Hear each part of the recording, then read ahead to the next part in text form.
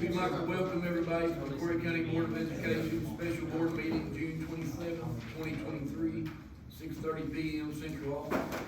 Call to order and roll call. Braxton? Here. Stacy? Here. Cody? Here. Estill? Here. Chair's here. Mission statement: the McCreary County School District will provide a safe, supportive environment to meet the individual needs of all students and ensure they are college and career ready. Need a motion and second to approve the agenda. I make a motion we approve the agenda. I'll second. Motion second. Stacy? Aye. Cody? Aye. Estill? Aye. Chair votes aye. Braxton? Aye. Communications. Mr. Crowe? No communications. At this time, prayer by Board Member Braxton King.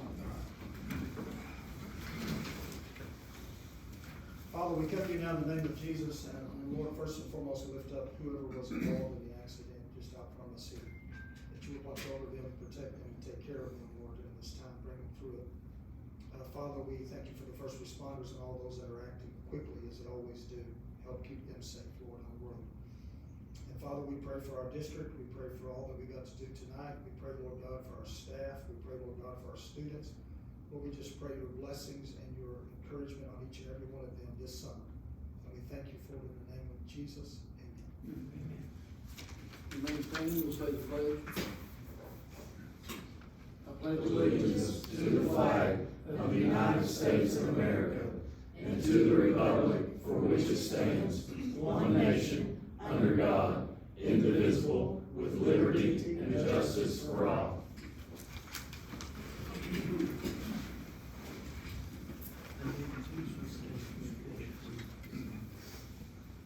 Seeing no communications. D, Superintendent report on personnel employment authorization.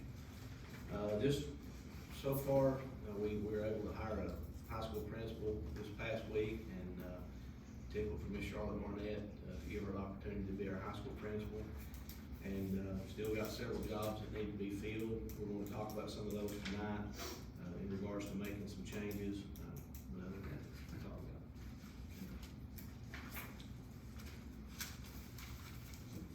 At this time, E, Treasurer's report. Ms. Tiffany Duval. Had a Macy payment of almost 1.3 million. We had a federal drawdown of a little over 1 million, and we had our quarterly deposits from Family Resource and Save the Children. Food service had reimbursements of 188,000. Our general fund balance is $5,077,352.17. Our total fund balance from funds 1 through 7,000 is a little over 18 million, but 7.5 million of that is construction fund. Y'all have any questions? Thank you. Number 4, action by consent. Anyone got any? We probably need to make the note at this point in time before we go through these about number 4T. That is misrepresented on there. That young man is not emergency certified, so we do not have to have board approval on that. He is option 6, so. So we're removing it? No, we can't remove it because it's a special call. We can't make any changes. It just doesn't need board approval, and I want y'all to understand that when we went through it. It's just, it was miscommunicated when the agenda was posted, and we can't change it, so. Need a motion and second on actions by consent. I'll make that motion. I'll second. Cody? Aye. Estill? Aye. Chair votes aye. Braxton? Stacy? Action number 5, actions with discussion. A, discuss or take action on renewal proposal with EMC for property and liability insurance for 2023-2024 school year. Crabtree Wilson being our local agent. Buddy, You ready for me? yes, sir.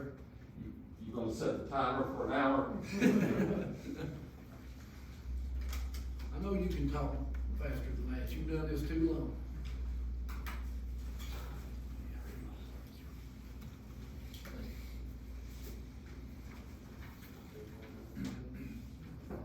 passing out your homework, going back from when I was a teacher.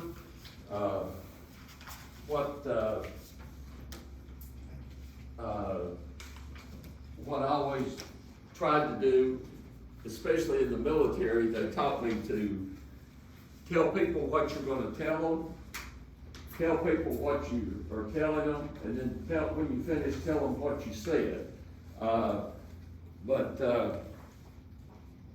If you'll bear with me just a few minutes, I'm gonna try to summarize that, 10 pages I think you've got, which is easier than trying to explain this 134-page quote I've got.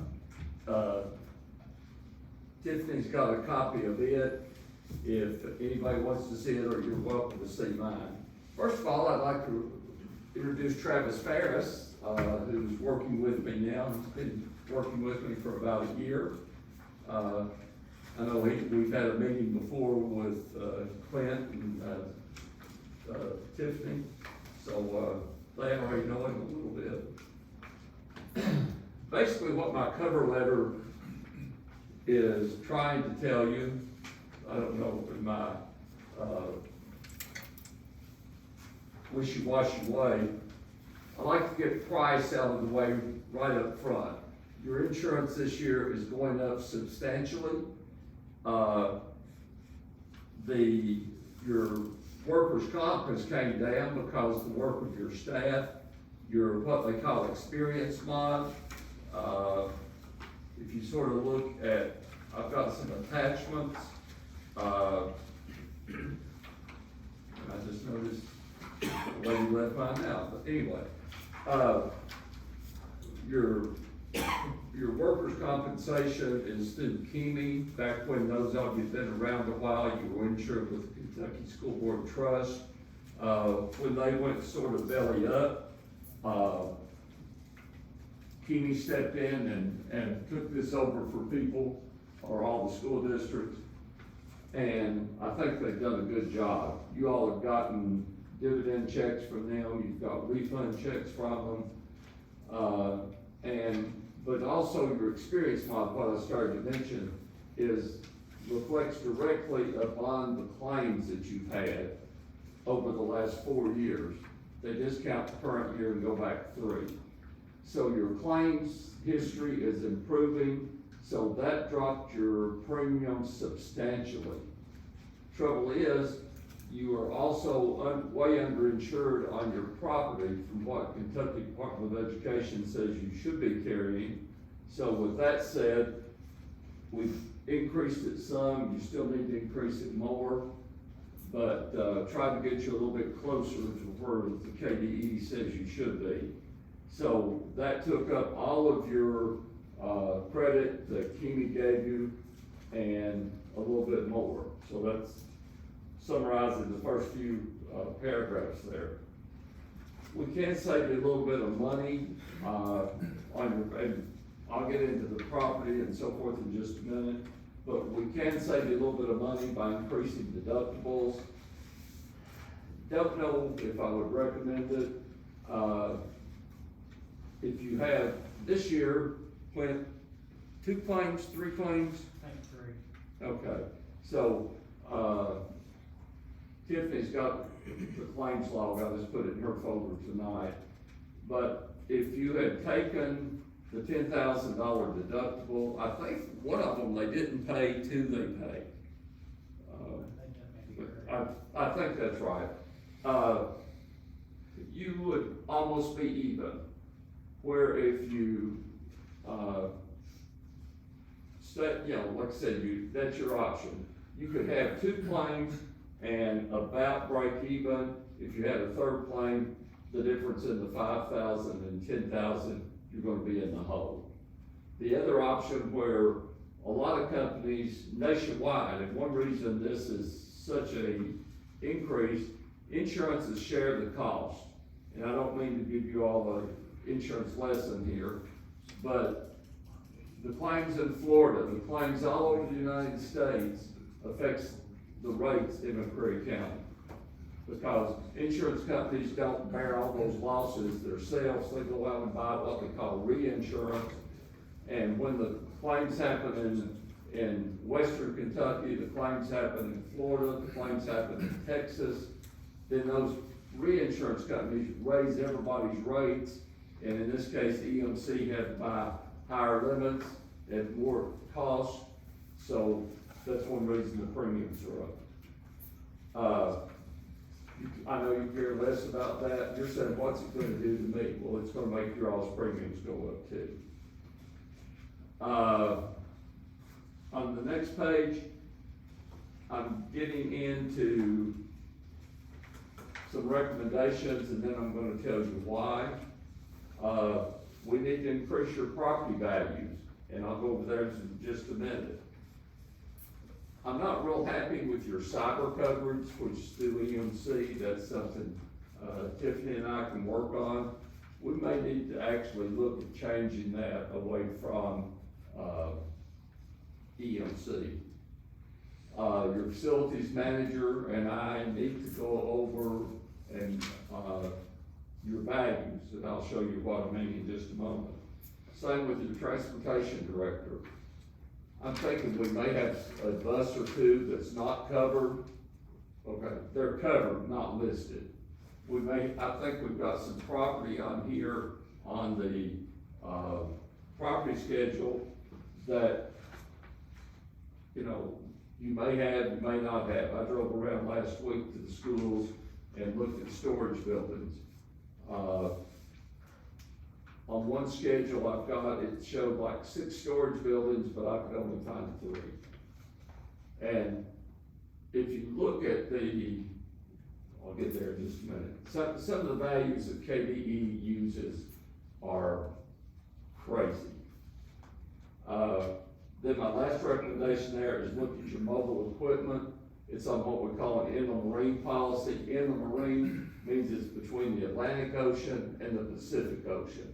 It's inland between those two bodies. It can be any place.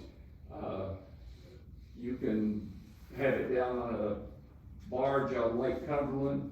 You can have it digging a ditch down in Eagle Community or whatever. This is tractors, backhoes, all your lawn mowing equipment and so forth. You've got $5,000 there. Think about it. How much does a tractor cost? And you all got a few of those that you mow yards and so forth. So your maintenance people, we need to sit down with them and upgrade this schedule. And it seemed like, well, Buddy's written this for a year or so, how come you haven't done this? You're my fourth superintendent in 13 months that we've tried to get this through. And I mean, you all know that.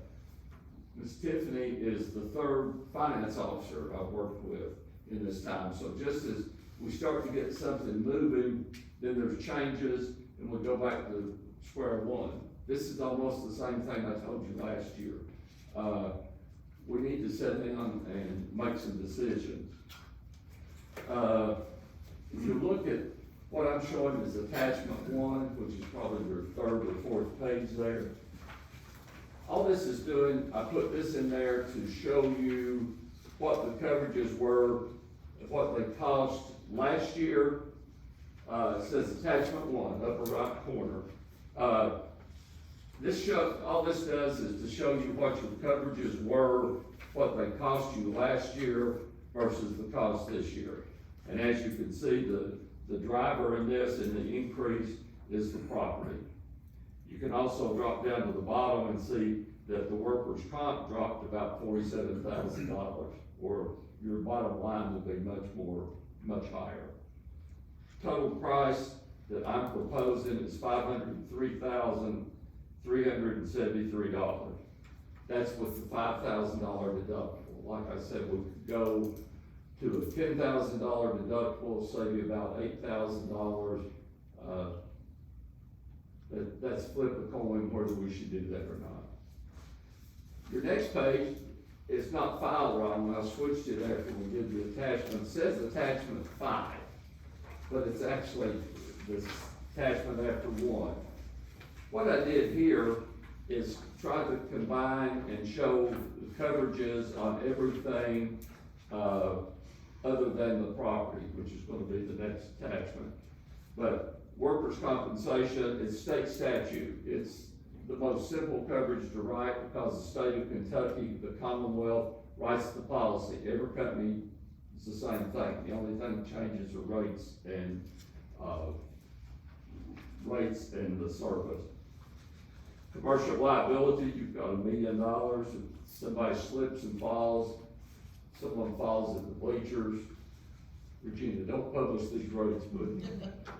I was just thinking about that. Yeah, don't want somebody fall and say, oh, they got a lot of coverage. The linebacker coverage, that's just what EMC calls theirs. That's the professional liability. That covers your teachers, that covers your administrators, that covers you all as board members. It covers Mr. Crawford and his job, it covers Tiffany and her job. It gives you coverage if the board is sued. That's where you also pick up your sexual molestation, your employment discrimination, all those type things that aren't just typical somebody trips and falls. That's where all your coverages come from, and they call it, for some reason, their linebacker. Law enforcement liability, this is what covers your SROs. If they get sued for false arrest or harassment or whatever. Next page is under cyber, is data compromise coverage. You're always hearing, we're hearing in the industry, cyber claims are probably rising faster than any other type of insurance in the United States today. You hear ransomware, people getting all your data. I was a student here that graduated in 1964. Probably someplace you still have my records. If somebody broke into wherever that is, got that information, I could come back and sue you because you did not protect my data. If you've got students that have disorders or whatever, and someone stole their identity, you've got teachers that have, they could get in, you all got their, all the social security numbers and all that type thing. If someone had that, they could go out on the dark web and sell it. This covers all that kind of stuff. Next page is the crime. Every employee you have in the district is covered up to $100,000 if they do a dishonest act. They steal from you. You got a cook that every day takes $10, $15 worth of food out of the cafeteria and takes it home with her, and you catch her. You've got coverage for that. Inland marine, that's what I was talking about. It's just between the two oceans. It can be any place. And I think you've got probably, as I look over this schedule, there's things that we're calling contents of buildings. Some of these storage buildings are on here. We're calling it contents of the building. So somebody did an inventory and says, yeah, that's a riding lawnmower that's worth $4,000. We store it in this building. Well, when it's in that building, it's contents. When they pull it out here and mow in the yard at the board office, it's not contents. So that's why we need to switch some things like that over to the inland marine policy. Commercial auto, we've got 77 units. This is counting wrecker, buses, staff vehicles, old buses, new buses. So, but there's trailers. So there's 77 units that we have on this policy. The umbrella is then, and as you can see under the commercial automobile, you have a $2 million limit. You all paid, it's the largest claim that I've been involved in this county in 50 years. You all paid a $1.5 million claim on buses 3 years ago. That's one thing that a number of the companies looked at that and said, oh, they've had to take the property claims, the workers' comp claims, and they're saying, they've had all these claims, we don't want to write them. 1.5 million of that was one claim. Then you've got your umbrella policy, which is just a broad coverage over your liability, over your autos, over your professional liability. Any questions? I've got a little bit more to go, but I'm trying to speed it up, John. Okay, on attachment 2, the only reason I put this in here is to show that where I'm getting my numbers in the next attachment, where the Kentucky Department of Education is saying that you need to plan on, if you build a new elementary school, $346.70 a square foot to build an elementary school. To build a high school, it's $378.39. This is right out of the regulations. I look at that, look at what building costs are in McCreary County, and I said, that's ridiculous. You know, it doesn't cost anywhere near that. Then I look at your new middle school, and unless my calculations are wrong, I know it costs more to remodel than it does to build new. You're paying $1,000 a square foot for that new middle school. So maybe these numbers aren't so crazy. On attachment number 3, it looks like this. All I'm doing there is to show you like the first one on there, this building we're in. You now have it insured for $750,000. We were proposing to raise that to $953,000. You know, it's less than 7,000 square feet. It's not a fancy building. The KDE says it would take you $2.3 million to build this back. You drop on down there to Whitley Elementary. We've got it insured now for $12 million. We were raising it to $13.9. KDE says you should have it for $16.9, and you can follow those all the way through there, over to the last page there on this, which is page 5, I believe, and it shows how much that you are underinsured. This year, we're proposing to go from $90 million to $124 million. KDE says you should have at least $142 million. It's this last page, page 5. And that's not even counting, all those blank spots are those storage buildings I was talking about. It's the playground equipment I'm talking about. It's your shelters. None of those are in this calculation that I did because, like I said, as I went to some of the schools, I saw 1 or 2 more shelters than we have listed, and I went to the other ones and I saw storage buildings I couldn't find. So we need to do a little bit of inventory of this. And some of these storage buildings that Kentucky Department of Education, if you use the square footage, are saying, well, this should be insured for $20,000, $30,000. We're talking about the little storage building barns like that you might have in your backyard to store your lawnmower in, that I actually stopped the other day and to the new building place up across from the Highland Telephone. That place there, I got some prices. One of their more expensive storage buildings, like a 12 by 16, was like $7,000. KDE says you should have it insured for $50,000. So there's some wiggle room that we have here. Attachment number 4 is just what EMC sent me, and it's got the addresses and everything on there. But you'll see the big problem is the square footage. The ones that I use, the attachment number 3, I've got on there on the second or the third column, how many square feet we show that these buildings that you have are. Attachment number 4 is what EMC is showing, and it's a different square footage. And bless her heart, Tiffany, just as I was leaving the office, sent me what she said she found, she and Clint, that is your actual square footage. And Some of those look small, some of them look large. So- Those were our actual square footage according to our district facility plan, were closer to what you had here rather than what EMC has. Okay, on yeah. theirs.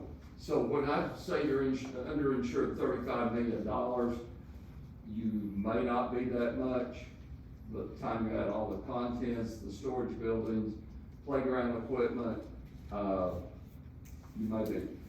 Just curiosity question, I started to get, one of those Pineapple Elementary playgrounds, what would it cost to replace those, or what, because you've got some nice facilities, you've got the big awnings over them, I can't remember exactly what we paid for that. 130, 140. Every bit of that, yeah. See, some of those we've got insured for like 50,000, so we need to go up on some of those. But hopefully I haven't confused you. Johnny told me to hurry up, so I did, and so I went through it fast, but no, I appreciate the time. But I'm here to answer any questions you may have. Like I said, I gave you these more for a reference, but we're all going to be talking later and say, what did Buddy say about that? What's the limit that we have? How much underinsured are we? And this is just where I got my numbers. Any questions for?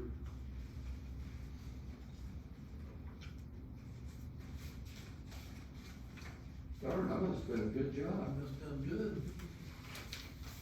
Okay. I'll But- ask you one thing, because I'm sorry. I'll ask you one thing I'm gonna do. I would advise them to at least look at adding that linebacker into the umbrella policy too, then I won't take charge for that. Oh, it's on there. They have it. Okay, it's just not listed. Oh, no, on the endorsement before that, on number 2, attachment 2, attachment 1, I'm sorry. I know they have an umbrella, but I'm saying the different things the umbrella covers.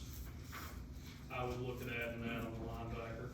And I say that just because if we were to ever get caught in a lawsuit with some kind of sectional claim, $1 million is not a very large sum, especially when you're talking about children.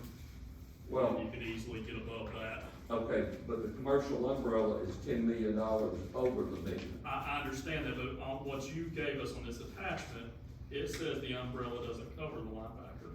What it says the umbrella is for is the auto, general liability, employer, public official, and law enforcement. Okay, I'm sorry. That's a Okay, lady, when we typed it, didn't pick it up. I didn't catch that. Thank you. that's what I'm going to make sure. If it's not on there, I would Yeah, suggest it. the umbrella is over the professional liability also. I apologize. I thought, I've gone through this many times, I thought I had it down. Questions? So I guess what I'm asking you all to do is to approve the quote as we presented it to you, and then maybe give myself and, Ms. Duval, and whoever else some discretion, may want a board member on there that has some building experience to look at these things and see what is out of line, because I think everything you're good on, the buses, we need to make sure we've got the right number of buses on or off. But the main thing we need to look at is the property, to make sure we have the property schedule to conform to KDE. Have a couple of friends of mine that write school systems, that he said that one thing that he has seen in their audits from KDE is they're coming in and looking at your insurance policy and your values to see if you're insured to comply with this regulation. Tiffany, you would say something?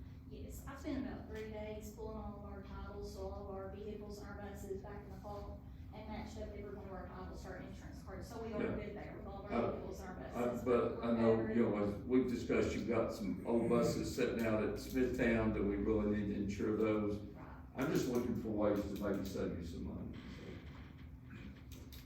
And on our square footage. Yeah, there's from some our- discrepancy there. Can we Yeah. adjust our square footage to match what KDE has on our district facility plan? Which it was closer here on attachment 3 rather than what, Keeney, or not Keeney, what EMC was estimating. Did you got these, those are in your packet. Right. Did you give me I these? did not. Okay. I've got the square footage of every one of your main buildings from someplace. I've got 3 or 4 sources, and that's why I think one reason the square footage is messed up is we've got the information from EMC inspections, we've got information from your all's past history, so, we just need to,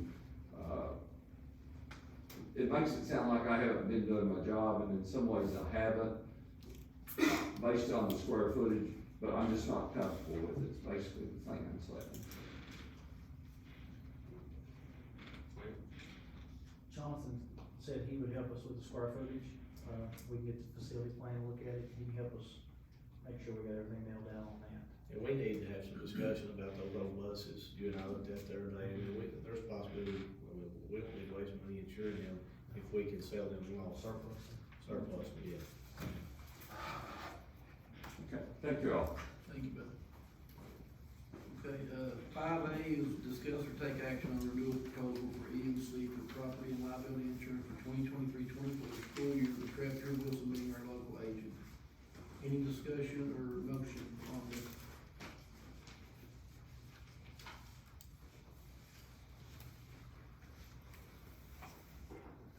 Motion and second. Are we making the decision to finalize this tonight, or are we looking into the square footage stuff before? To decide because it ends June 30th. So what he's asked for, if I'm correct, is for us to approve it with the ability to adjust what you give us, correct?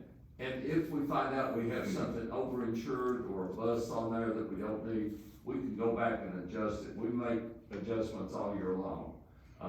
Like this last year, after we wrote the policy, we added $11 million to cover the middle school construction. So we can adjust it at any time, we can, 5 days a week, we can make adjustments. So he's wanting approval on this, and then for us to sit down as, maybe even establish a committee and go through the square footage and the things that we need to talk about, and then narrow down a final price. I'll make the motion on 5A. Second, I'll say. Estill, Aye. chair votes aye. Braxton, Aye. Stacy, Aye. Cody. Aye. B, discuss or take action on renewal proposal for KEMI for workers' compensation insurance for 23-24 school year, with McCreary Wilson being our local agent.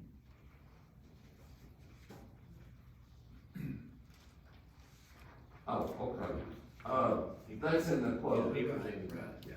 They just had it on 2 different lines. I thought you went over everything, I just gonna make sure. Right. Uh, Yeah, when what you just approved, you approved that also, because it's included. okay. I'll make a motion on B.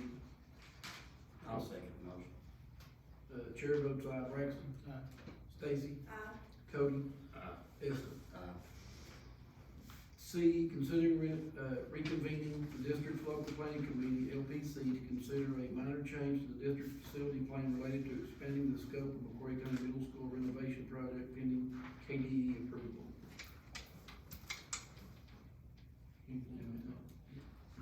So essentially, what we have to do is get board approval to get this committee to reconvene. And once we get that, we submit it to KDE.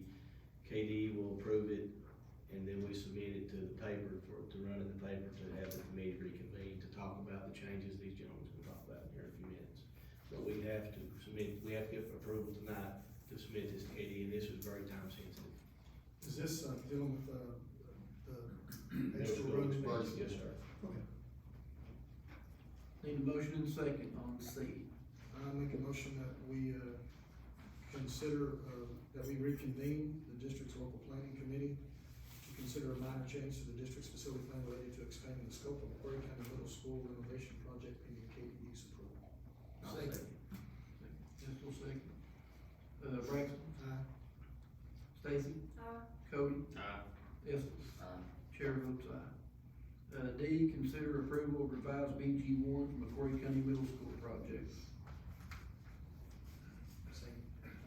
It's the same. I make BG one for the McCreary County Middle School project. I'll second. Stacy? Cody? Estill? Chair votes aye. Braxton? Was that the basement? E, discuss and or take action on McCreary County Middle School renovation project. Change order for McCreary County Middle School renovation project hardware. Before we talk about that, I'm gonna give you a little update on the middle school.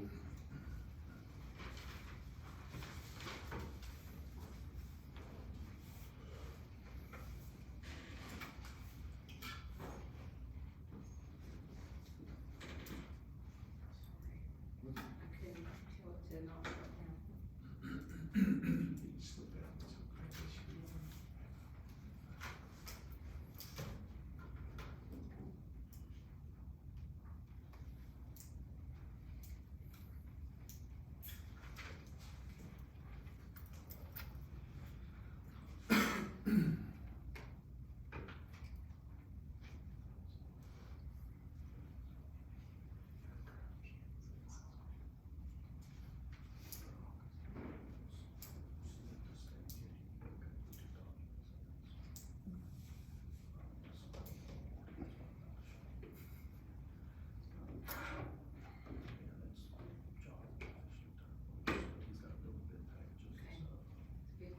And my computer's like that. Did you really?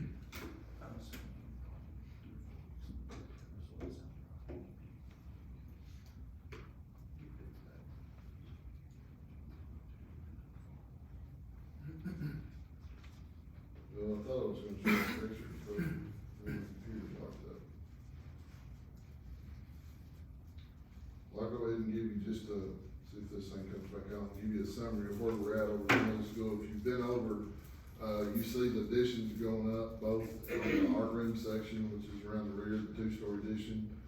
It's actually up to the first floor, and they've started bar joist and decking on it the last few days. So we're getting that ready to pour. The front science room addition, it is up, about half the block's laid on it. They're working their way towards where it ties on to the existing middle school. Of course, the basement area, as we talked about, all of those walls are poured and the ramp walls are poured. Of course, we kind of pulled off of it at this point because we can't finish our mechanical and electrical and all that stuff till we get some direction on where we're gonna be for that basement area. So that work is kind of stopped back there in the back. We do have a lot of the single windows. I think all the single type A windows on the building have all been replaced at this point.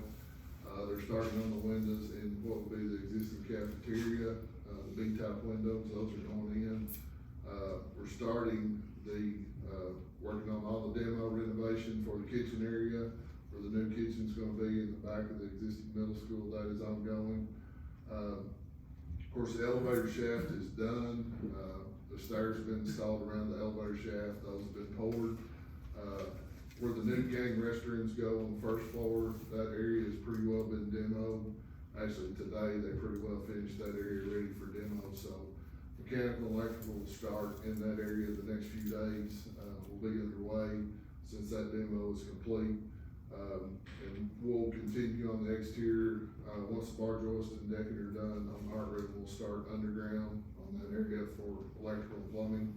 That will be underway, so a lot of construction going on. If you've been out here today, of course, school being out, got a lot of guys working, a lot of trades here working. Actually got a progress meeting on site here in the morning, so, we'll update that with contractors in the next few days, but overall, work's been good.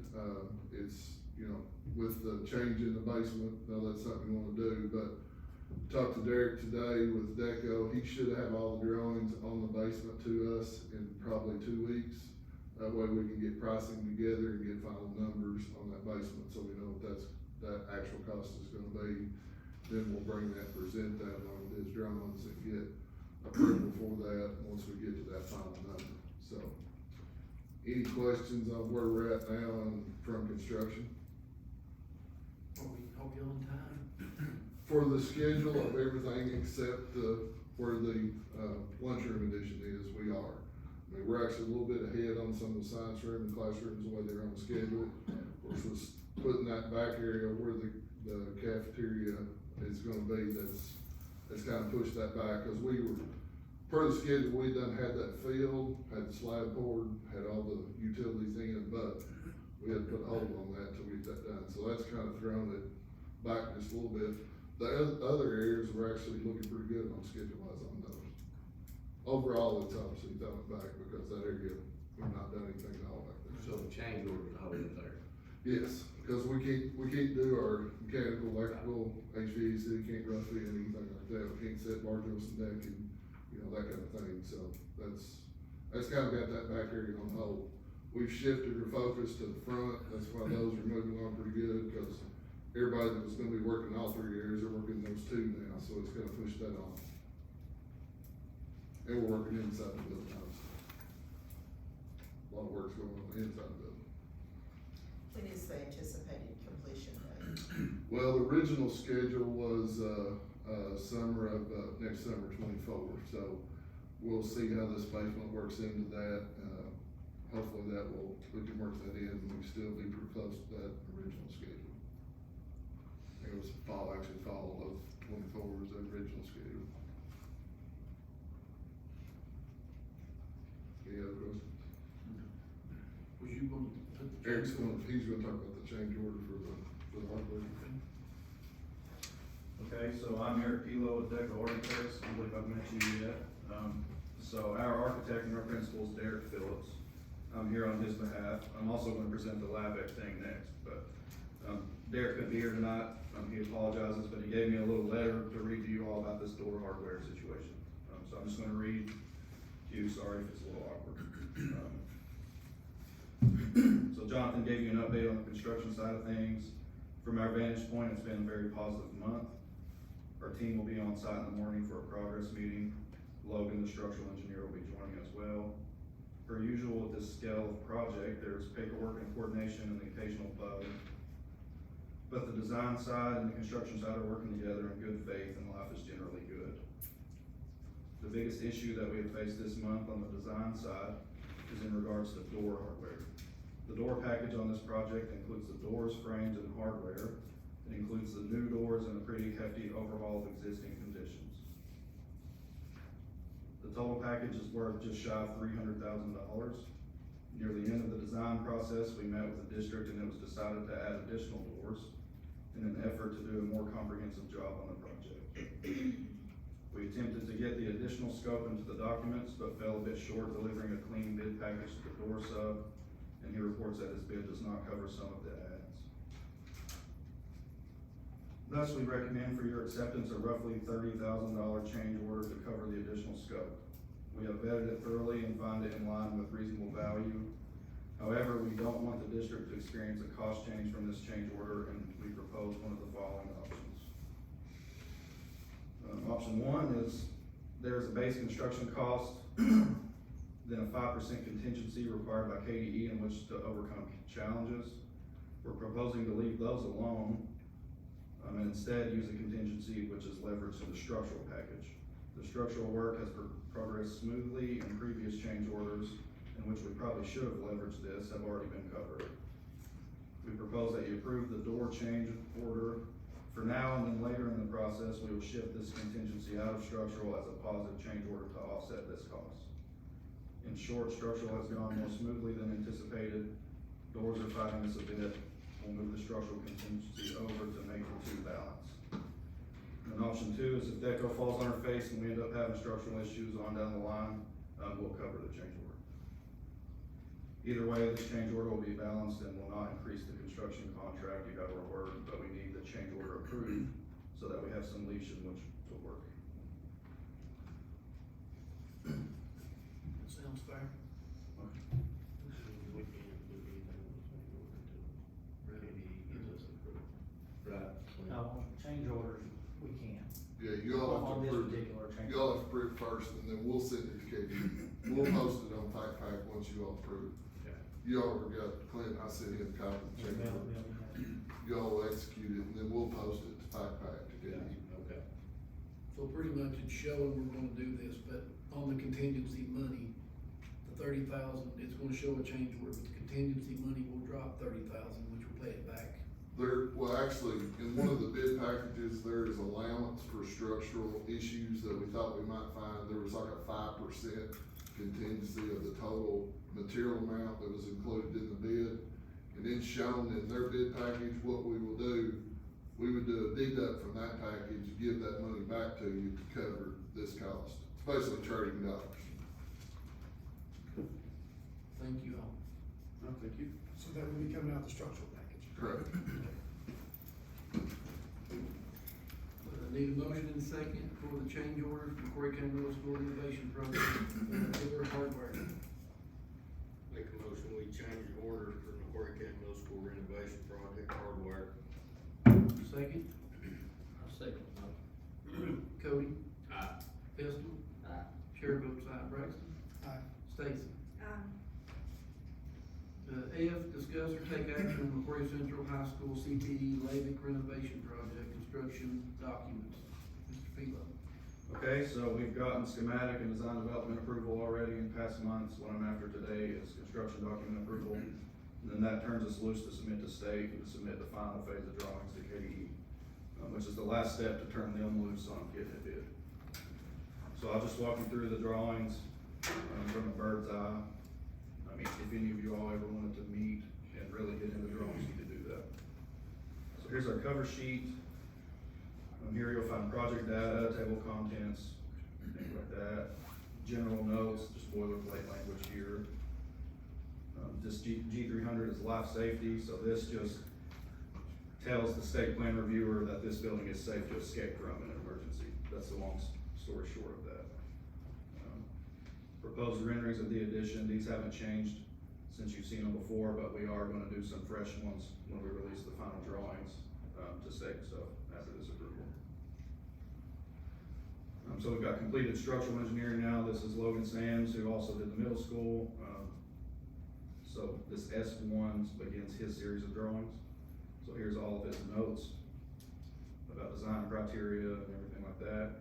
Here's his foundation plan for that addition of the ag shop.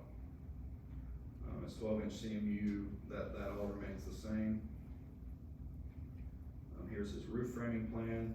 You can see these bold black lines north to south are his bar joists, and he's got sizes for all that stuff. Foundation details, showing how all that concrete and all that stuff works underground. Masonry details for all of his CMU stuff. And then here's the roof framing details. The only thing a little unorthodox, I'm gonna scroll back up, sorry. Not unorthodox, but it's just not cookie cutter, is, so where the mouse is right here, that's your existing building edge, the exterior. He's put a moment frame in, which is just 3 steel columns and then a beam that goes over them. That's the entire new addition into. The reason he's done that is because that existing wall has some settlement, and he's afraid to put more weight on it.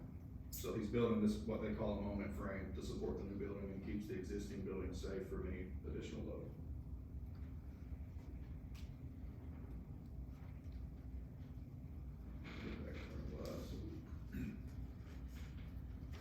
And that's an elevation of how that moment frame looks.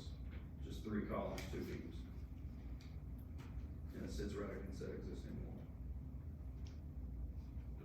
A couple weeks ago, I came down here and flew a drone, so we put the drone photos in the drawing set so that contractors can see how the roof works. We discovered that it has internal drains, things like that, we were trying to figure out. Reference photos of the vocational wing, and reference photos of the basement wing that we're also renovating. Okay, so now we're back to deco stuff. So down here on the bottom right, AD 100, that starts architectural demolition. So this is an overall plan of that vocational wing, and the next sheet will zoom in on our ag shop. So each of these little hexagons has a number and it coordinates with a sheet note, and we're just picking on every element in this shop that gets demoed and how to do that. And then this is demo of the basement wing. So everything in red are walls that's getting demoed, and again, all those coordinate with these sheet notes. So this AD series just preps for new work. Now we're at A100, which is just architectural. So we're out of demo now. We're back in the vocational wing. So you can see our addition here. We've got sheet notes talking about new elements in this addition. We're showing a section cut and all that, which we'll reference later in the set. So this is just your floor plan. I'm sorry, and it's got wall assemblies over here. That's something you all haven't seen yet. So this next sheet is finished floor and reflected ceiling plans for that area. So you'll see, we're gonna seal concrete here. We're gonna put acoustic ceiling tile over here, things like that. That's where you're gonna find that information. Okay, here's floor plans of the basement wing. So I'll go left to right. It hasn't really changed. We met internally with some of you all a couple weeks ago and adjusted a wall or two, but it's really minor. So starting at the left, we've got the new gang restroom, which will have an enlarged plan later if you can't see that. A new boys and girls room with a janitor closet. Classroom one is mostly the same shape it is now, but it's getting renovated.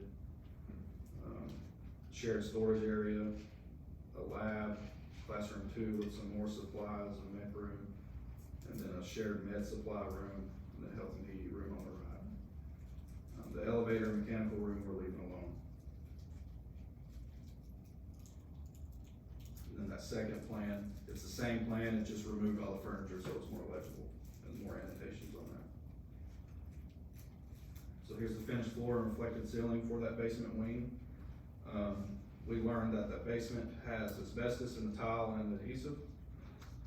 So this is something new that you all didn't see in DD.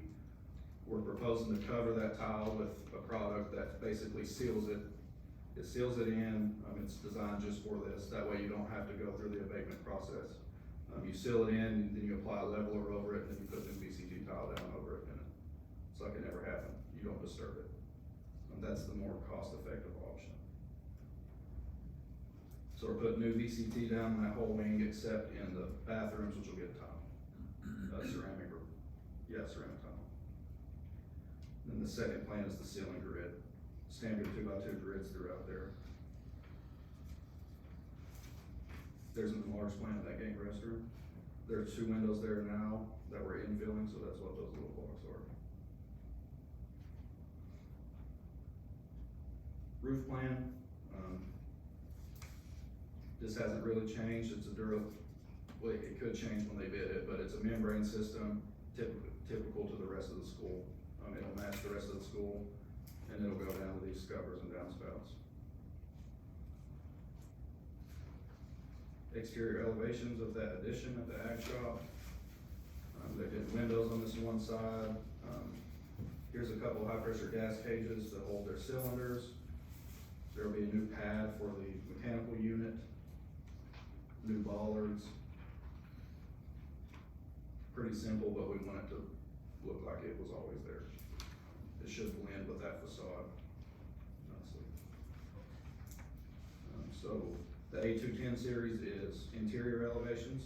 So this is the interior walls of the ag shop. So the top 4 are the existing ag shop. We're gonna repaint. We're gonna put a darker blue band, that PT2 number here, that's what that dark gray is. That's the darker blue band just to hide scuff marks and all that. And then up at 8 feet, from 8 feet to the ceiling will be PT1, which will be a brighter white color. Replacing the rails on these stairs and mezzanine. And then down here is the addition. We'll tie it together the same way with the paint. Here's interiors of the basement. So you'll see the restroom in here and the classrooms. We're calling it classroom 1, it's that far left if you're looking at the plan classroom. They have casework and a sink in there, and we're gonna replace that with new. We give them phenolic resin counter, like you'd see in a traditional lab. So that's a positive thing. This just moves further to the right of that floor plan. So now we're looking at classroom 2. They're getting a little block of casework with a sink as well. Now we're in sections and details. So here's a section through our addition at the ag shop. So on the right, you see the existing building. That's all existing all the way to this brick face, and then our new ties into it right there, so there's that moment frame, steel beam, bar joist slope to our new exterior wall, new 12-inch CMU brick. Pretty straightforward. And then these are call outs that are enlargements of that same section or just different elements. For example, that section didn't show a cut through the scupper, so we're showing how that works here, how to build the parapet wall, how to cap it and seal it from water. More details, so here's head, jam and seal details for all your doors and windows, casework sections, and rail details. Here's all of our wall assemblies for the project. ADA details. And then we have one sheet called alternates. So we're proposing an alternate in the ag shop, everything shown in blue, to get epoxy instead of just sealed concrete. So that would be separate from your base bid. You could select it if you wanted it, or you could not take it. So if there's money on the table and you feel it's a good value, you could do epoxy in there instead of sealed concrete. So now we're getting into MEP. This is mechanical demo. I won't pretend to be a mechanical engineer, but I'll walk you through the way I understand it. So here's our ag shop. They're showing the existing duct that they're demoing, so they're demoing all the duct above the welding booths. That's all gonna be new. The paint shop's getting overhauled. And then they've also shown the basement wing on the same sheet. So everything with this little hash mark is getting demoed. So they're utilizing this existing air handler down in that basement, demoing all these little branches off that main trunk, and then just reworking that trunk to the new floor plan. Here's new mechanical work. So all these bold lines are the new duct. They've got new adjustable arms. You can move anywhere on the welding tree, so you can weld out of position. You can hang the arm up, down, left, right, whatever. So those are really nice. We've seen them in other projects. And those all go out, and then they've got all of this collection here that runs to this unit outside, dust collection unit. And then they have overhauled the paint booth exhaust too. Then down here in the basement's more traditional, it's just standard. They're just pulling branches off this existing trunk to service the spaces that are new. These are just schedules that tell you about what rooftop units they're using, stuff like that, manufacturers. So now we're plumbing demo. In the ag shop, the plumbing demo is limited to just that wash basin and the eye wash. Those are getting replaced. And then downstairs, there's a sink here that we talked about we're replacing, and then there's a water fountain that's getting replaced. So here's new plumbing work, so they've noted the new wash basin and eye wash. And then down here shows how they're servicing the gang restroom, new sink here, and then they're having to pull water over to this new sink in classroom 2, and a new water fountain. More schedules, just talks about plumbing items. Okay, here's electrical. Schedules, power distribution, details. Okay, here's electrical demo. So there's existing panels they're leaving alone. They've determined they need to pull power from the electrical room across the breezeway because it has more room on their switch gear. So there's a little detail on that later. But there's the new work electrical in the ag shop. So this shows all the plugs, the cord reels off the ceiling, so you can pull and plug in equipment, and then powering any of this equipment. I'm sorry, on the bottom right is the ceiling plan for them. Okay, so here's demo and new work of the basement. So the top just shows all the electrical items that could get out of the basement, and the bottom shows the new. So you'll see all the power required for the fixtures in the restroom, outlet at the water fountain. It looks like he's putting a couple of panels down here. And then he's provided connections for all the smart boards. We make sure every classroom gets connections for at least one board. new lighting layout. So the whole the basement is getting a brand new ceiling and lights. So this top one just shows the old ceiling on the way and the bottom is the new layout.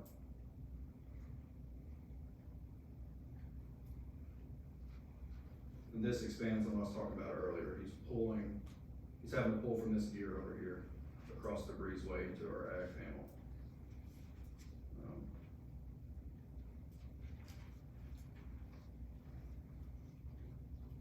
He says if he pulls from the panels in the room, that there's not gonna be enough power to service the addition, so that's the gist of that. Then this is the last sheet, it's just fire protection, so this is illustrating what categories each space falls in as far as a sprinkler is concerned. That way a sprinkler designer knows the intent there, and how to bid it. That's the final sheet. Any questions? Thank you. Thank you all. Need a motion and a second on Quarry Central High School CTE Lake renovation project construction documents. Make a motion, we approve, the McCreary Central High School CTE layback renovation project construction documents. Second, I'll second. Hester. Aye. Chair votes aye. Braxton. Aye. Stacy. Aye. Cody. G, discuss and or consider taking action on leases over $100,000. Yeah, there's a new process, that we have to go through with KDE anytime we enter into a lease that totals $100,000 per year or $100,000 if it totals over $100,000 over the course of that lease. So if it's $20,000 a year for 5 years, there's a new process in which we have to go through KDE to approve that. And, is there anything else on that, Tiffany? That's basically it. And there's no action needs to be, taken on that. I just, Mr. Hammond had sent me the email and, asked me to go over that with you all, and basically that's what it states. So no action. No.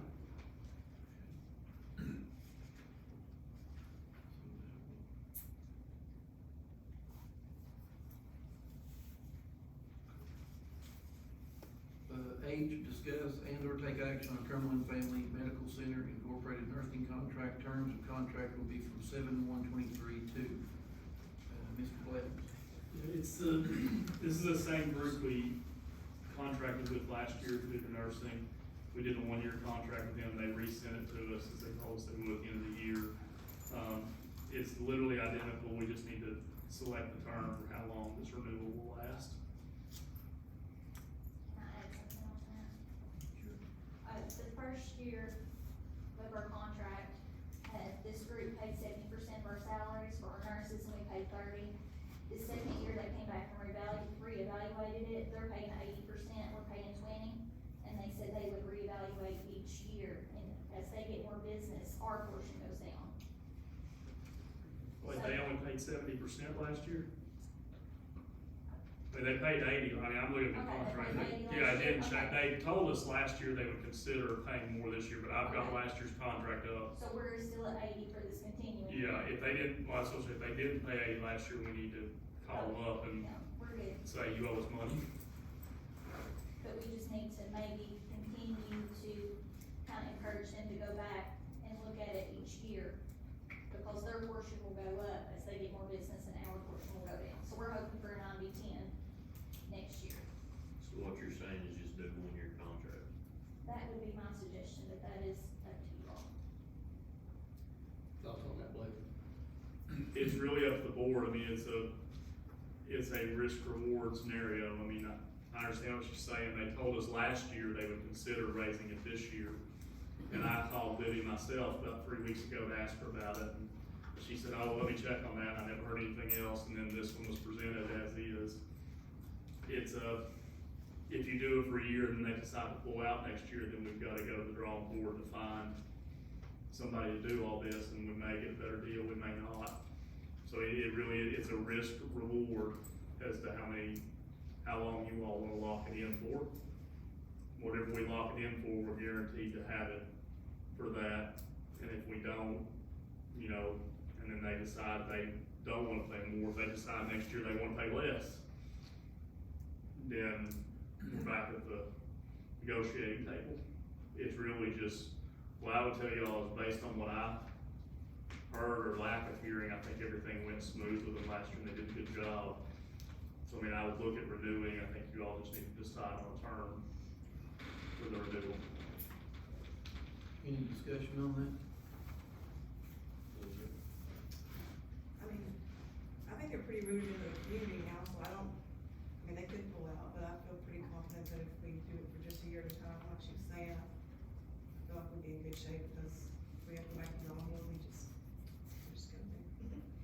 So I'm good with the year if you want. Anyone else? I really don't know, I'm new and I don't know that, I don't have a stance on this, I'll go with whatever the board feels like.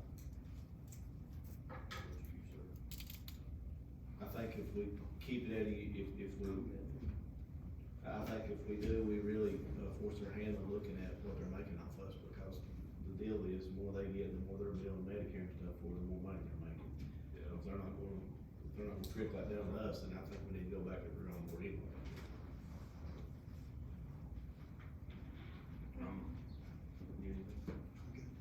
I make a motion that we,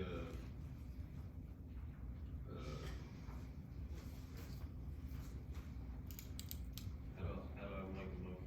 If you just wanna do a year, it needs to run till June 30th, 2024. Approve the contract from 7/1/2023 to 6/30/2024. Make a motion that we, make the term of contract from 7/1/2023 to 6/30/2024. Yes. Second on that? I'll second. Chair votes aye. Braxton? Aye. Stacy? Cody? Esther? I, discuss and or take action on changing board meeting dates for July, August, September, and October. These changes were made because we had some board members that could not make it on our regular meeting night. But, we do need, I'm gonna let John tell you the law on that. We cannot do that 3 consecutive meetings. So we're gonna have to meet on a regular meeting from now to August. So it would be up to the board to pick which month, that we meet, cause, go ahead, I'll let him tell you the You- laws on You have to, each board member is required to attend that regularly scheduled date at least once every 3 times, or you can be removed by law. So, what I explained to Mr. Barnett, is we move tonight, either July or August, it needs to be on the regular preset night that we voted on back in January to be in compliance with attendance. We cannot do that on the 24th of July, so it will have to be we'll have to meet in August on the regular schedule, because the 24th is gonna be the administrative retreat, which ties into CASA, that week as well, so.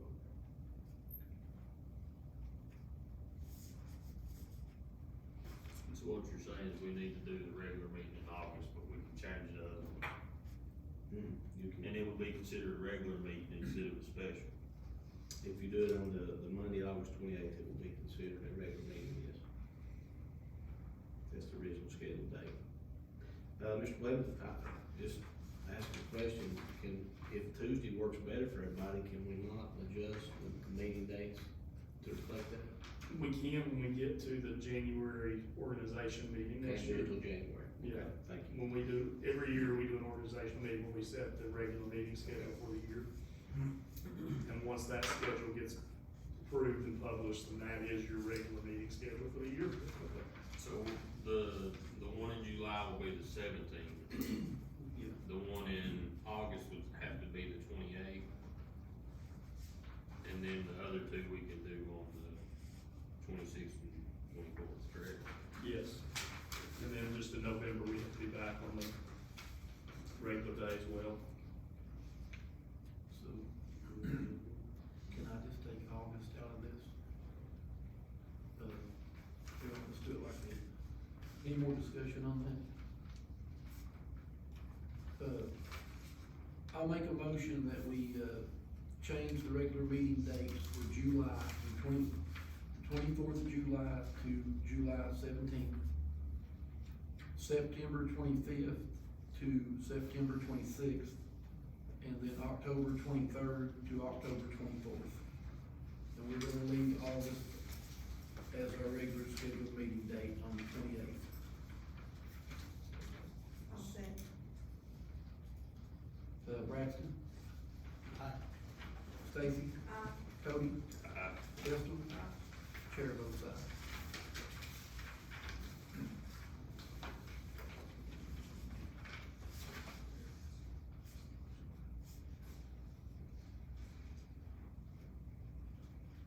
Discuss or take action on revised job descriptions and duties. MHSP project director, MHSP coordinator, MHSP licensed social worker, MHSP counselor, MHSP psychologist, director of district-wide services. Mr. Crocker. So, the MHSP, positions, those are your augment grant positions. And, those, job descriptions, were outlined in the grant. They just were typed up, need to be approved. You all have seen those and have already approved the grant. Ms. Blakely has already, hired a couple of those positions. She actually hired a school psychologist, and then the lady called back a few days later and turned the job down after she had accepted it. She has also hired a licensed social worker and a counselor, in those positions. The director of district-wide services, there's been some change of duties in that, and I'll talk to you briefly about that. As I've talked to all of you before, at one time or another, we pulled some of the duties away from your, director of food services that, she was doing that we needed to get away from her so she could concentrate on food, and the director of food services. And so we pulled those down and put those with the, director of district-wide services, and then another position we'll talk about in just a minute. And I wanted to, while we're looking at that director of district-wide services, I wanted to strike from that, you all had put in that, job description that it needed a, what was it, now is it director of, instruction license on that. The state does not recommend that. The state outlines what those jobs need to have, and that was not one of them. That was something that was added to it.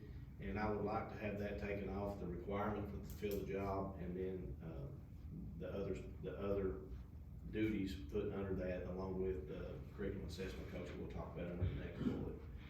So that's what that's on there for. And then once we do that, that job will repost.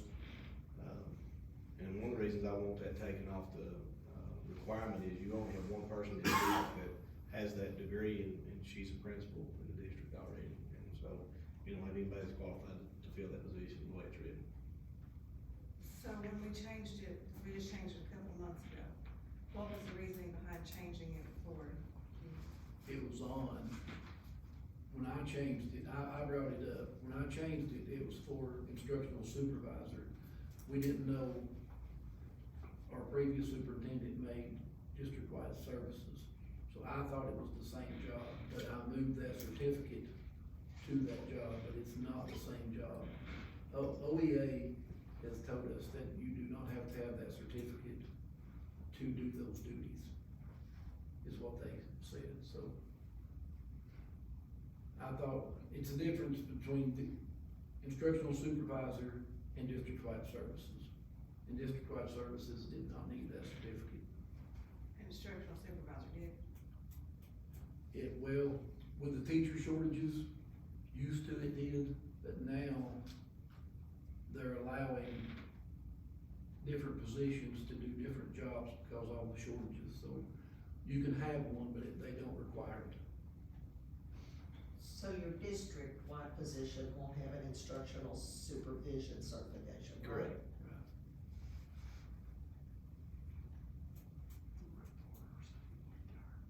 Any more discussion?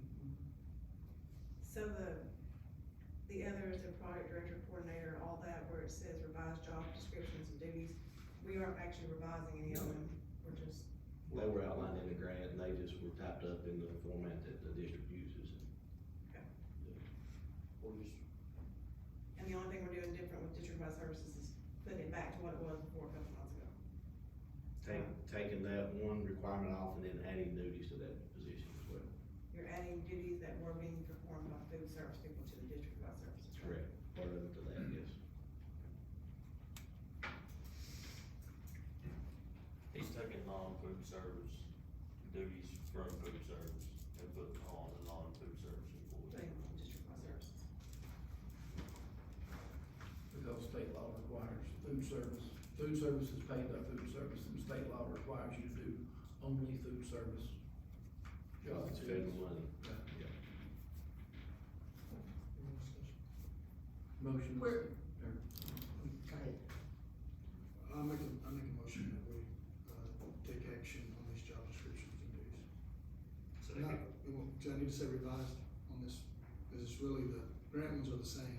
I guess the bottom one would be revised though, correct? Yes, sir. Yes. So I'll take action on revised job description and duties. Check.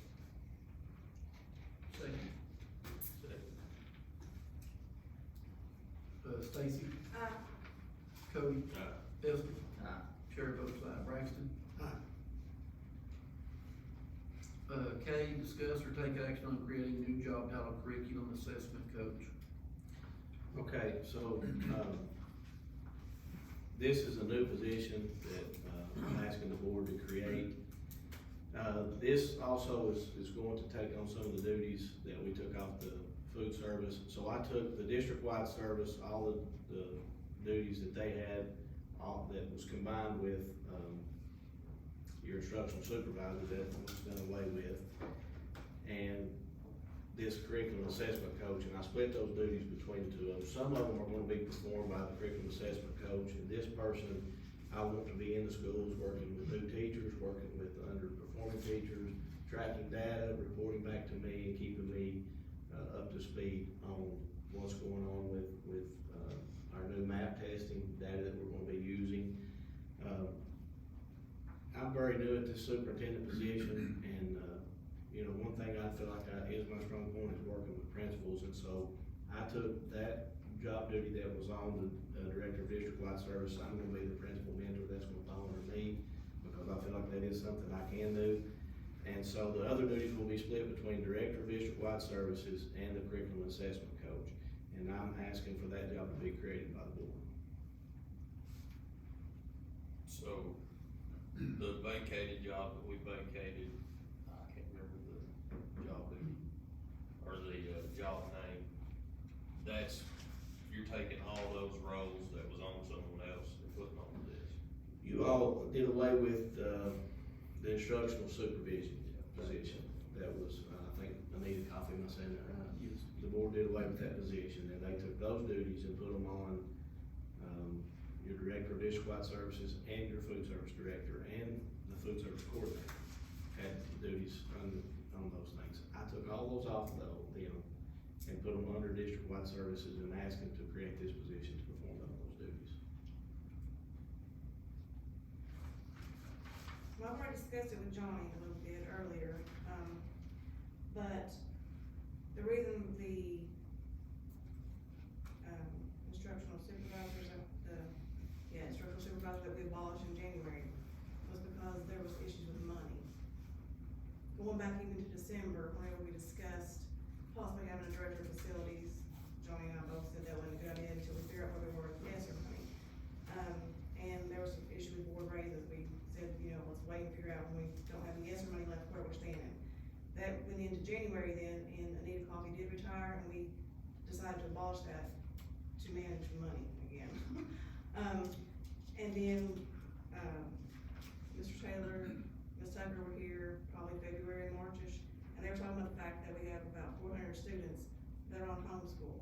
And they've said they've done everything, called, went to their house, sent letters, everything short of dragging them back here physically themselves, and we're not getting them back. And that was gonna be millions of dollars, if I'm correct, right, that we were gonna be out. Which is $4,100 per student. Yeah. Well, to talk about that, we actually have signed a contract with KDE, no, I'm sorry, KDDC, and we're doing a Horizon program. I remember him talking about that, and, yeah, and hopefully that will bring some of them back. Yes. But I think I would feel more comfortable if we waited to see where we are at the end, when all the extra money's gone, where do we stand? Because there was issues that night they were talking about, you know, contingency being in trouble, possibly not being able to afford buses. We even got rid of 2 maintenance positions, one of which had a person working in it, all to save money and to, you know, look at general fund and help the district make sure we're in a good place. So you know, having done all that, if we're gonna be consistent, I don't think that we could, I mean, me personally, I can't, in good faith, vote to create a job that's probably gonna cost the district somewhere around $70,000-$80,000, I guess, according to who gets it, how many years experience they have and all that. If we've denied all these other positions and actually eliminated someone's job to save money. So I would feel better personally if we held off, saw where we are with the general fund at the end of next year when all the extra money's gone. And then if we have the extra money, we can move forward. It's kinda like even when we were trying to do the CTE director, they said that we could use extra money this year for that position, but then we would have to figure out where the money was coming from next year just to keep that position. So. That position is being absorbed as well with your new high school principal, so you're freeing up that salary as well. But what I'm saying is they were saying, even with freeing it up, that was just gonna break us even. They were saying that next year, if we didn't come up with some money, we weren't gonna be able to afford to sustain that position going forward after the extra money was gone. Absolutely great. You know, Is the so- certified instructional supervisor position that you did away with earlier tonight, is that ISER or is that the one that retired last year? I don't think we got rid of the position. No, we didn't do it. The middle school, she's talking about the middle school, right? That's on that page. Well, it says middle school DW, I think that was district-wide, so is that all middle school, are those all middle school positions? Let me see, Back there on J, It was middle school. is that all middle school, so that No, is? just the one. Those are the grant, Yeah, Those those are are all those. grant, they're not Okay. middle school. no, she's talking about this one that says middle school. Other Craig had middle school, positions, one it says- certified instructional supervisor position. And then it says DW under, was that paid through district, was it all middle school, paid by the district? So all 4 of those were middle school We skipped positions, that. paid by the district, right? No, Yeah, we the did. first one's middle. We skipped that page. The next 3 is the district. I think It was Okay. under consent by action, it wasn't skipped, it was under consent by action. Yeah, it was consent by action, Yeah, yeah. yeah. And that's. So you had a supervisor at the middle school, and that's what you did away with that? The CTE pathway and Levitt, yes, the Okay. Levitt supervisor position, yeah. It was actually not, it was done away with by hiring, Ms. Barnett at the high school, she's going to keep that title with her, but Okay, it frees the salary up here. okay, and that supervisor position was just the middle school, Right. okay. Gotcha. Yeah, sorry, that was actually by consent. And I understand where you're coming from, and I know that you all have done away with several jobs, and actually have even done away with a couple of, maintenance jobs. And, you know, I'm asking for this position because I feel like it's something that the district needs, and it's something that I need to support me. But, you know, it's the board's decision, I wouldn't ask for it if I didn't feel like it was necessary, so, I'll let you all discuss at that point. Is it something that district-wide services could do though? You see what I'm saying, like? I don't see that, if you look at all the duties that was under district-wide service to begin with, plus what we took off food service, I don't see that any one individual could do any of those duties all the time. But that's So, just sir, my opinion. Both of those employees had a bunch of stuff that wasn't Right. allowed. I know there to be was in there. discussion just a few months ago about completely doing away with district-wide services as well, and giving those duties to 3 other people here. I wasn't here on that. No, you weren't, but I'm saying if we were able to get rid of district-wide services then and distribute those duties between 3 people here, which I was not in favor of, because I felt like that would put a lot on those 3 people's plate. It just seems like if we could have done away with it altogether, then now why can we not let the food service duties that were being done that weren't supposed to be, just be done by district-wide services? That's what I'm saying, you know, for this year until we can figure out if we have enough money to afford to sustain the new position. When we was gonna separate them, it was gonna take 3 people to do district-wide services duties. So, And that was just giving each of them, you know, a third. That's why it needs to be, I mean, that's too much on one, because they're gonna get more out of the other duties coming from food service. So you're even putting more duties on one person, instead of we're always gonna have divided between three people, so it's already gonna take three people to divide one position, if we's gonna get rid of it, so. Tip stuff and food services, all those three different things. No, I'm not saying get rid of district services, I'm saying keep it just like under the food service. You're saying keep those duties under food service? No, I'm saying take those duties and give it to district-wide services.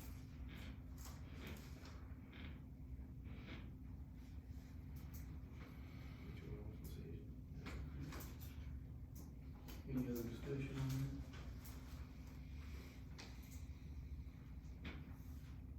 With it being in the workload, district-wide services already having what they have, they're the only ones on the whole pace, on the sheet that everyone's duties are on, they're the only personnel that has two boxes under their name instead of everyone else has one, so they have double. So in saying that, and Mr. Crawford saying he needs this to make everything work, I make a motion that we create the new job title of curriculum assessment coach. I'll second it, Robert. Cody? Aye. Esther? Aye. Chair votes aye. Braxton? Abstain. Stacy? No.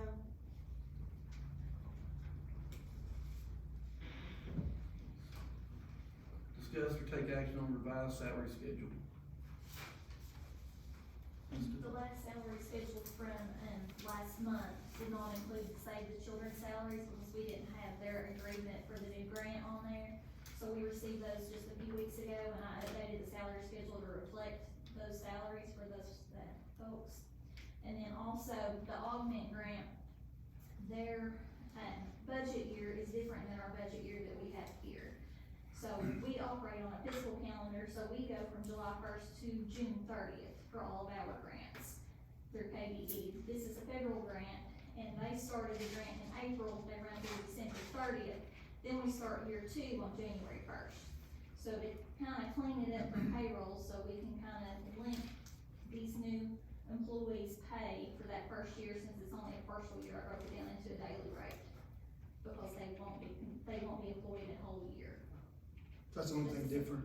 It's an odd year to year.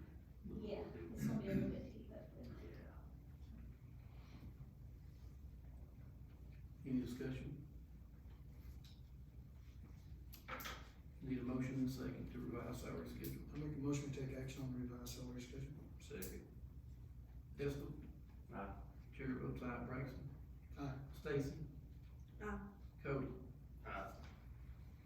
Discuss or take action on restricting Pine Knot Elementary School to Pine Knot Primary School and Pine Knot Intermediate School pending KDE approval. Okay, this one's a little tricky. I guess one of the first days I set foot in the district, and went around to some of the buildings, I was hit with this question. I have walked around that school, both buildings, and, as a former principal, it would be a logistical nightmare to try to be principal of both those buildings. I have talked in detail, with Ms. Moore, and, to be quite honest with you, she's physically wore out. And, I don't know, I wasn't in this district when, it was combined the way it was, but from my understanding, several years back, it was two separate schools with two principals. I have talked to, lots of people in the community, former principals of that building, and I've talked to my principals as a committee, or as a group, individually, when we met, and every one of them voted unanimously, even the high school principal, who I don't think she's from there even, and said that it needed two principals. So, with that being said, I'm trying to do what's best for that school. And, I value your all's opinion as much as anybody about it. But I'm asking that we split that and make a Pine Knot primary, and out of building one, a Pine Knot intermediate, out of building two and hire two principals. Now, in doing so, let me explain this financially. So your principal that is there now is paid on a 20% index.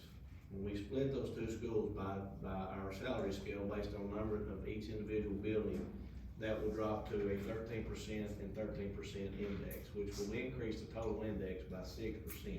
That's all the board will have to, increase the pay for those two individuals, whoever they may be. Now, this is a little complicated because, and Clint, you correct me if I say something wrong here, but, he's been in contact with KDE, and what we have to do is submit a form to KDE, and they will get back with us within 5 days. If it's denied, it's because we said something wrong on the form. They're basically not gonna deny this due to what we're asking if we fill something out, and they said they would send, detailed instruction on how we needed to restate that to create a new school. Now, if we do that, the council will have to be, the site-based council will have to disband, and they will have to have two separate councils because you have two separate schools now. There will be one assistant principal. Everyone agreed that they felt like that with two principals at a building full-time, they could have a half a day and a half a day assistant to help at each building, and it would run much smoother. So with all that said, I'll leave it up to you all to discuss it at this point. Mr. Crawford, I was gonna ask you, because I remember years ago, we took the 5th grade out of Whitley and Pine Knot and sent them over to the, middle school. On Pine Knot Primary and Pine Knot Intermediate, what grades are we talking about? The intermediate would be your preschool, kindergarten, first and second grade. Okay, so And then the 3 through intermediate, 2? yes, and the intermediate would be 3, 4, and 5. And you would want to structure it that way because that's your testing group, Right. third, fourth, fifth. And just the next question I want to ask you, sir. When you're talking about reconvening the, site base, does that mean rehiring people or just for instance, would it mean you rehire principals for both? Or would it mean that when you do that, you have to go through the process again and hire two principals, or you already have one there? I think that with having Ms. Moore in place, she will assume the duties of the intermediate school, and then the site base, well, actually, the laws have changed on that. The superintendent would hire the principal Right. in collaboration with the site base of the new building. But you will have a complete new site base at both buildings. Because really, if that required principals, it would require also counselors and teachers and everything. Then Well, you rehire- have that at each building. Yeah, that's what I'm saying, Yeah. though. You would have to rehire everybody if Yes. it required you to do the top, you'd have to go all the way through, so obviously it wouldn't cause you to have to do that, you'd really just be opening up. If I'm understanding this correctly, you'd be opening up one position that would need to be hired, and that would be at, would it be primary, one at the primary?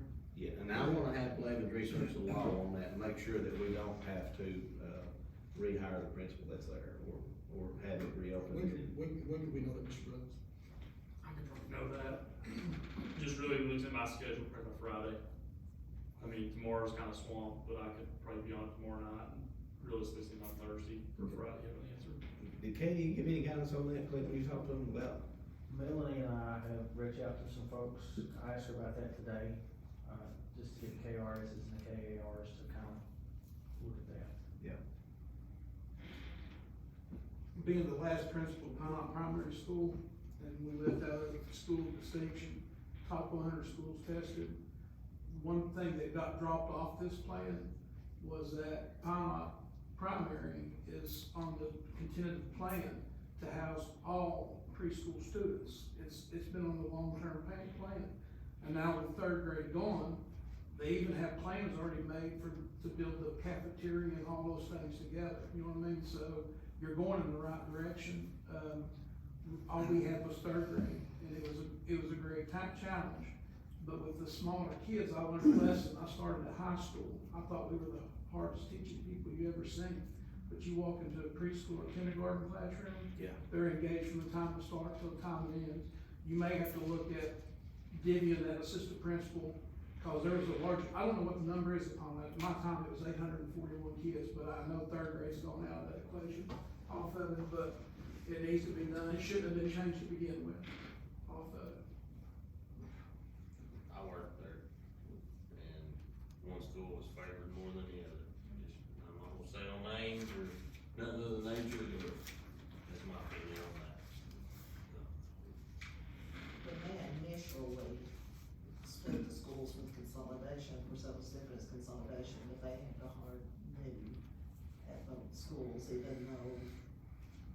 I'm saying, one remained in elementary, they just split the grades, but I don't know if that would have been different because of consolidation or not.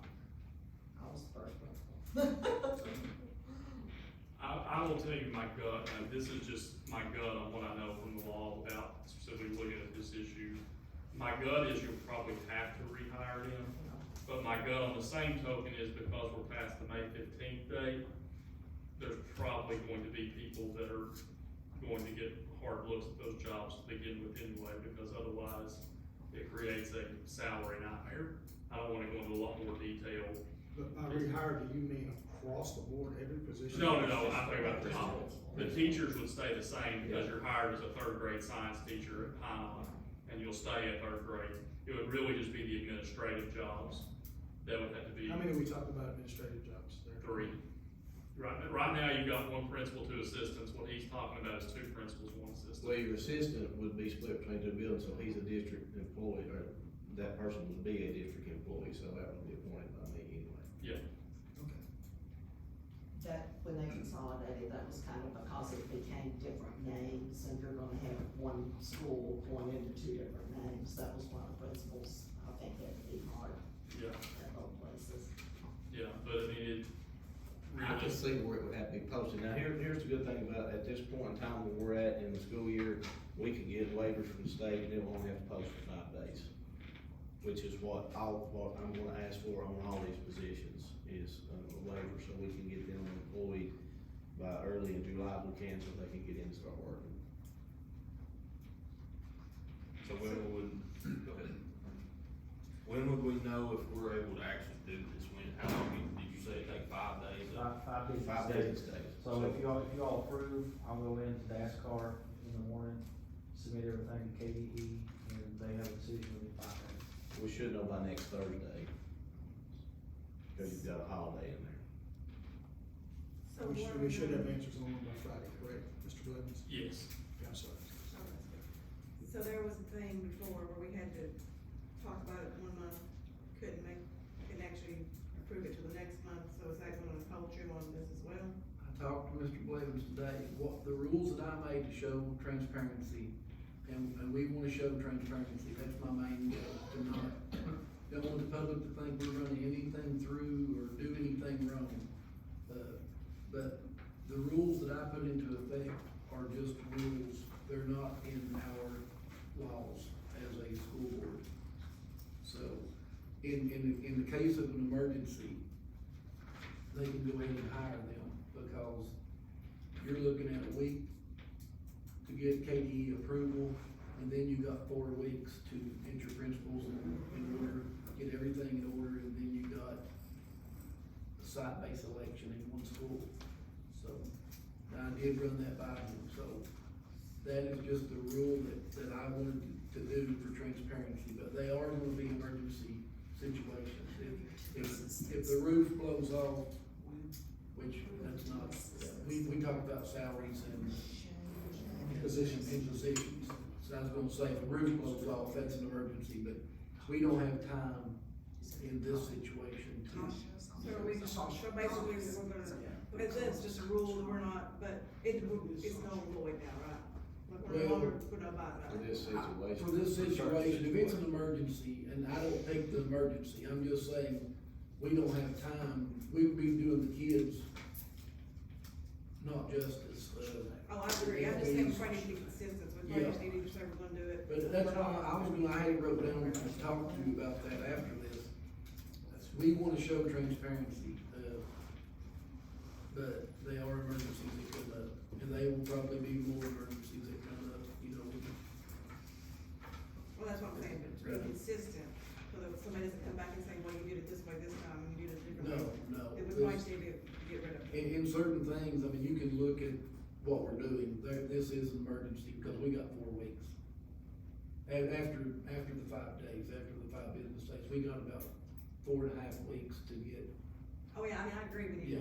Yeah, get everyone moved and get a site base in, and. What you're saying is we need to do away with it or keep it, correct? Right, I'm saying we need to either say we're gonna do this or we're saying we're not. Yeah, well, in this situation, with our time constraints, I'm asking the board to waive that, and you all have the ability to do that. We can't change, we can't change that because it's not on the agenda, but I can ask for waiver, correct, Blake? Yeah, so this is what I explained when I got asked about this. What was done in February was just a general motion. No official policy change, we didn't do a first reading or a second reading. There's nothing in state law. You all are only bound by that vote until the next vote. If you all decide, in a normal regular meeting where we didn't move it like today, at any moment, 3 of you could make a decision, say this is what I wanna do, and override that, because that's all it was a motion. It would be like 1 month we create a job, the next month we abolish, or 1 month we vote that we wanna eat ice cream, the next month we vote we want hamburgers. Like, you can literally, because it was not any kind of policy or procedure change into the official policy procedure manual, it's only as good as you all honor it, because 3 of you can override it at any given moment. And at some point, we can elaborate on all of those decisions to add a lot of addendums to them so that this will not be confusing to people in the community that we held up a job a month one time and then we don't do it another. So maybe we could add some addendums to each one of those to have, these are special circumstances where we don't have to do these. Maybe that would be helpful. That way it seems like we got it solid. And to be straight, I mean, I do wanna show transparency, I want the people to know what's going on. I'm at, but we are going to have emergency situations, especially in summertime to school starting. So I was just saying we need some addendums to kind of, because it's not spelled out in those. Yeah. It's verbatim, the way it's written, there's nothing underneath them that say, Yeah. except for emergencies or except for this. That's what I'm saying, we can add some of those things. Yeah. Not now, of course, because we're in a special call meeting. Okay. Sorry. Any other discussion on this? So that's gotta have what, KU? We gotta approve it, and then when we approve it, he's gonna go into DASPAR tomorrow and submit it, if we approve it. And they'll let us, they'll give it back to us in 5 Yeah. business days. So we'll actually still, even though if we approve it, it's still pending until, Yeah, they will approve it, just if something gets submitted incorrectly, or if the verbiage isn't just the way they want it, they'll send back. 'Cause I went back and looked at the notes from the last time we done a consolidation.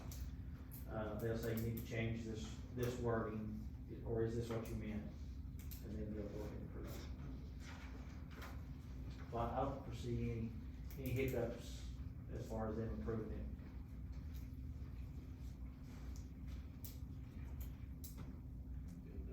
Motion or second on that?